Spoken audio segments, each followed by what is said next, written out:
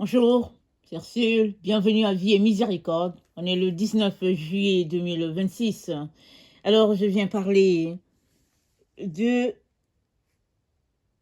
on te mesurera selon ta mesure. Amen. Notre texte se trouve dans Matthieu 7, le verset 2. C'est dit, car on vous jugera du jugement dont vous jugez, et l'on vous mesurera avec la mesure dont vous mesurez. Amen. Alors, on sera jugé de la même manière que nous jugeons les autres. On sera mesuré comme nous mesurons les autres. Et ça, c'est un principe établi depuis la création du monde. Si nous nous rappelons, Jésus a dit, je suis l'Amen, le principe de la création de Dieu. Ça, c'est la lettre de Jésus-Christ à l'église de Laodicée. Jésus-Christ, quand il s'annonçait, quand il leur disait bonjour, il dit, ainsi parle l'Amen, le principe de la création de Dieu. Alors, notre monde est bâti sur un principe. Le principe du bien et du mal, la lumière, les ténèbres, le grand, le petit, le blanc, le noir. Ça dit, Dieu a établi, n'est-ce pas, ce monde sur ses principes à lui, si bien que le monde ne peut pas s'écrouler. C'est-à-dire, tel que Dieu l'a bâti, ça ne peut pas tomber. Ça dit, ça va demeurer tel que Dieu l'a fixé, parce que c'est Dieu le Créateur. Amen. Alors, il est important que, sachant ce que Dieu a dit, nous puissions marcher selon ses conseils afin de rester du côté de notre Dieu. Parce qu'il y a une balance dans ce qu'il a établi. Alors, dans Luc 6, au verset 37, nous avons le même principe qui est là, qui revient.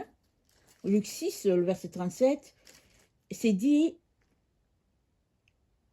ne jugez point et vous ne serez point jugés, ne condamnez point et vous ne serez point condamnés, absolvez et vous serez absous, donnez et il vous sera donné, on versera dans votre sein une bonne mesure, serrée, secouée et qui déborde, car on vous mesurera avec la mesure dont vous vous serez servi. Amen. C'est un principe. Si tu passes ton temps à insulter les gens, quand tu auras fini tout ton parcours sur la terre, toi aussi tu seras insulté. Alors, comment donc faire pour éviter tout cela? La même Bible nous dit que chacun s'examine soi-même. Avant de te mettre à juger l'autre, examine-toi.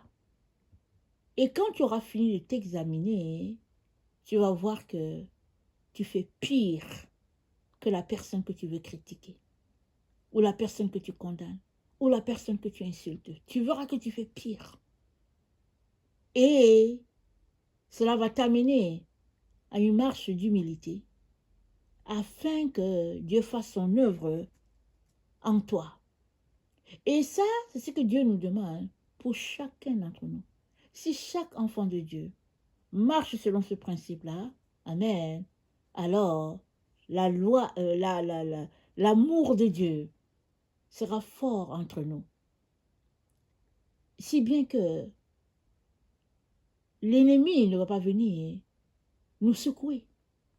Parce qu'au lieu qu'on se mette à juger l'autre, à le critiquer, à lui lancer des pierres, on va plutôt se juger soi-même.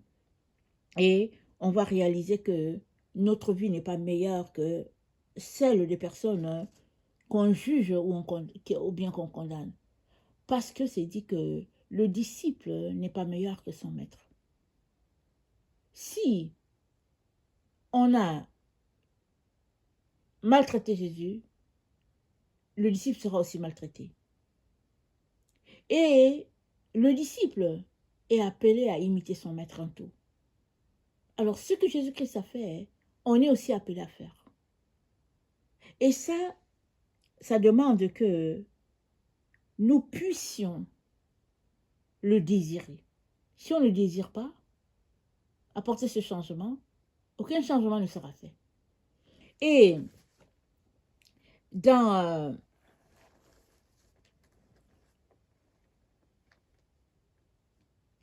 Ecclésiaste 2, au verset 17,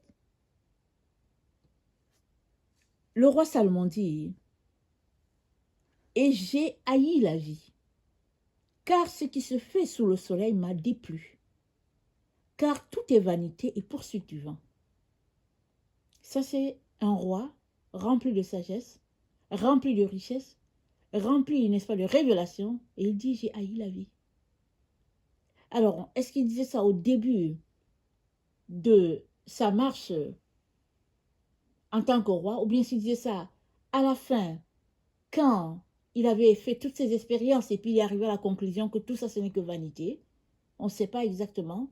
Mais toujours est-il que si tu veux marcher avec Dieu, il te faudrait haïr la vie dans ce monde. Parce que tu ne peux pas mélanger les deux.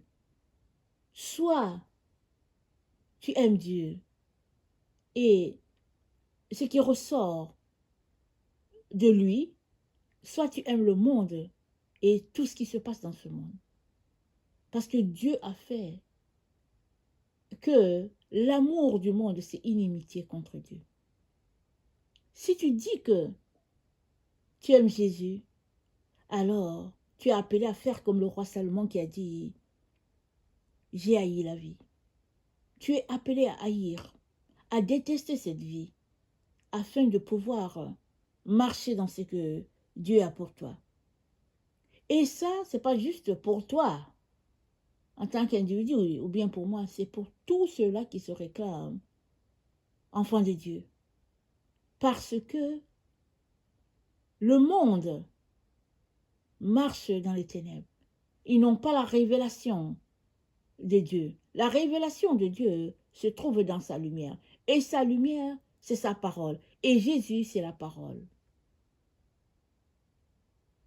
Si tu veux donc marcher dans ce que Dieu a pour toi, trouver ton chemin de vie, tu as besoin de haïr tout ce qui se passe dans la vie. Alors souvent, on essaie de justifier notre amour des choses du monde par le fait que, bon, ça fait partie de la vie, et puis bon, on ne sera quand même pas coupé des autres, et on essaie de trouver, n'est-ce pas, un juste milieu afin, n'est-ce pas, de ne pas s'attirer des ennemis.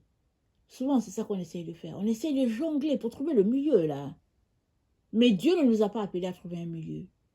Il dit, c'est soit tu es avec Dieu, c'est soit tu es avec le monde, parce que le monde représente... être le monde, c'est synonyme de être avec l'ennemi.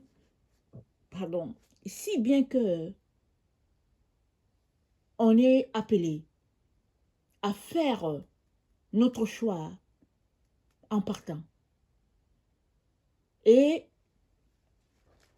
dans Osée 10, amen, Osée c'est dans l'Ancien Testament beaucoup plus proche du Nouveau, amen.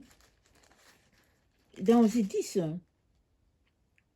au verset 12, c'est dit « Semez selon la justice, moissonnez selon la miséricorde, défrichez-vous un champ nouveau. Il est temps de chercher l'Éternel, jusqu'à ce qu'il vienne et répande sur vous la justice.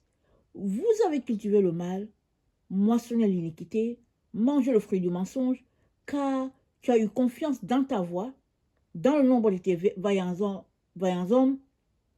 Il s'élèvera un tumulte parmi ton peuple, et toutes tes forteresses seront détruites, comme tu as détruit Chalman, Bérabel, au jour de la guerre, où la mère fut écrasée avec les enfants. » Alors ça, c'est l'histoire de Judas, n'est-ce pas? Et Dieu dit, semez la justice, moissonnez la miséricorde. C'est le même principe. Si tu sèmes la justice, tu vas récolter aussi la miséricorde, la compassion de Dieu. Et il dit, défrichez-vous un champ nouveau. Ça, c'est un conseil pour chacun d'entre nous. Soupirons tous à nous défricher un champ nouveau. C'est-à-dire quoi? C'est-à-dire la façon dont on fait les choses maintenant, soupirons à ce que ce soit différent. Désirons avoir un champ nouveau fait de propreté, n'est-ce pas? Permettant que la semence puisse prendre. Et le champ, c'est nos pensées. Alors il est important que nous puissions nous vider des mauvaises pensées, des voies, n'est-ce pas, de ce monde, de tout ce que les êtres humains valorisent. Il est important qu'on puisse jeter ça loin de nous et planter les pensées de Dieu, qui sont des pensées pures, une fois dans le sol qui est notre cerveau.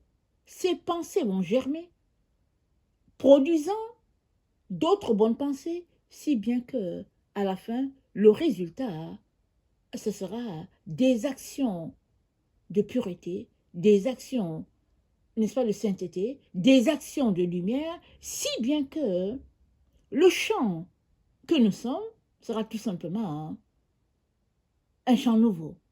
Parce que c'est dit dans la Bible que nous sommes le champ de Dieu. Paul le dit à ses enfants. Il dit, ne savez-vous pas que vous êtes le champ de Dieu? Alors, qu'est-ce qui fait que, étant le champ de Dieu, l'édifice de Dieu, qu'est-ce qui fait que vous êtes toujours là à vous comporter comme si vous ne le connaissez pas? Alors, Paul a parlé comme ça à ses enfants, mais nous faisons la même chose.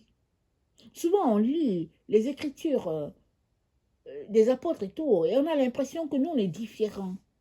On a l'impression que parce qu'on va à l'église et tout, euh, et qu'on est chrétien là, et puis c'est différent. Non, on passe tous par les mêmes challenges.